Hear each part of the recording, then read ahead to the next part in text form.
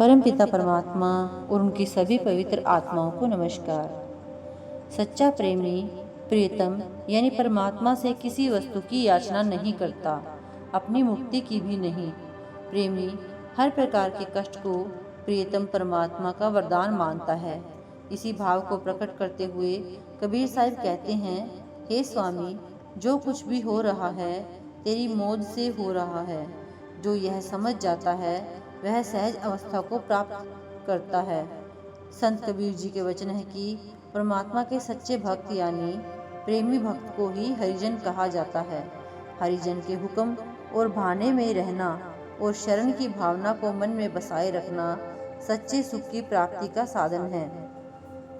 सतगुरु की शरण कर्मों को नष्ट करने का उत्तम साधन है।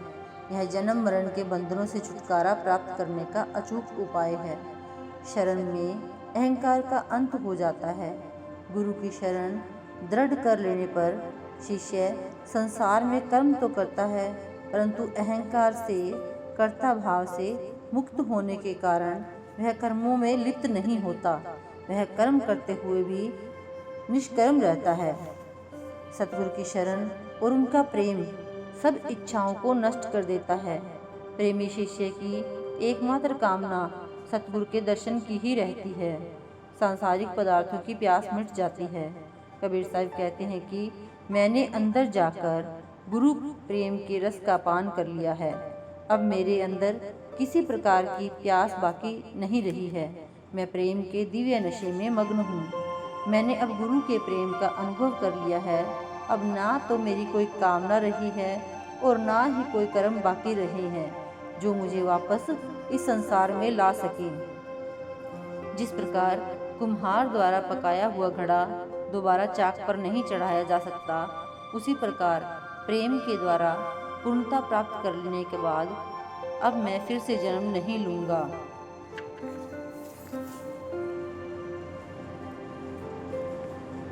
संत परमात्मा के सच्चे प्रेमी होते हैं।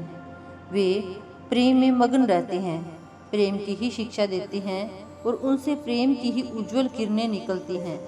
इतनी ऊंची अवस्था प्राप्त कर लेने पर भी वे विनयशील और नम्र होते हैं।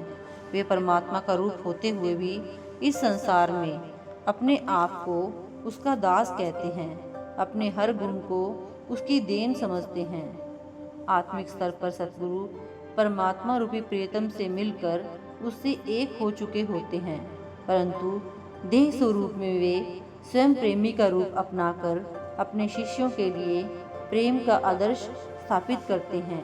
अपने प्रेम और विरह के पदों के द्वारा संत हमें परमात्मा प्रेम की प्रेरणा देते हैं। सच्चे जिज्ञासु के लिए वही मुहूर्त शुभ होता है जिसमें उसे अंतर में सतगुरु के शब्द स्वरूप के दर्शन होते हैं।